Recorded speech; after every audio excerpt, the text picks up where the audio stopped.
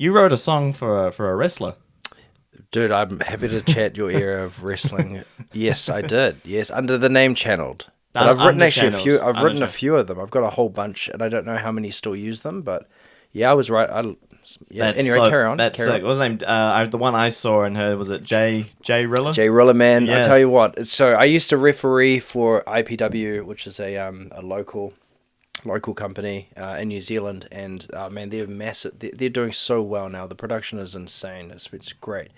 And I kind of stepped away from that for a little while, but then I started to go back a little bit. I met a guy called Jay Rilla, just monstrous dude, and I listened to his music and I saw what he was doing, and then he contacted me because the referee that's still working, Conan, he's a legend in the business, man.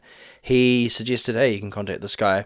So he contacted me. He's like, hey, could you write some music for me? And I was like, yeah, cool. Let me have a listen. And so I said my suggestion would be this.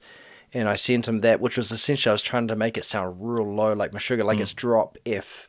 So it's real heavy, real rhythmic. And I sent it back to him, not knowing whether or not he thought it was going to be good enough. He's like, this is perfect.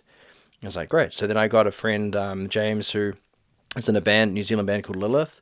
And that's the guy that I've been producing, and I'm working with him on a second album at the moment, which is really cool. And yeah, some of the students, yes. So here we go. Yep.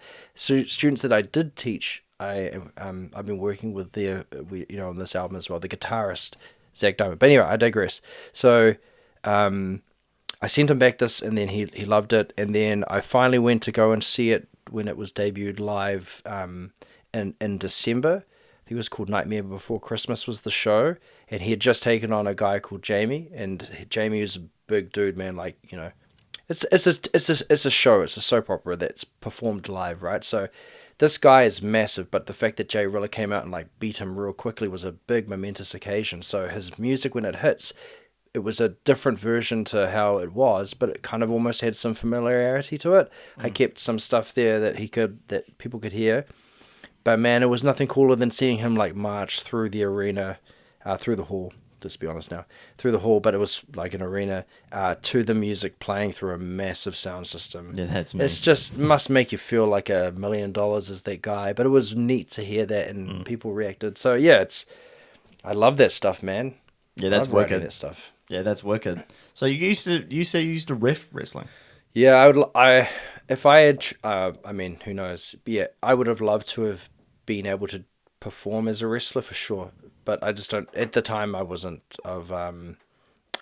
built for it. Like I was very overweight, and so as I started to lose weight, this is back in 2014, 2015, I finally was able to get in and do some refereeing. So I learnt a little bit of how that works. And actually, you know what the real neat at the moment is, Netflix. Like WWE has moved to Netflix, and no one. I know WWE is one of those things that people like.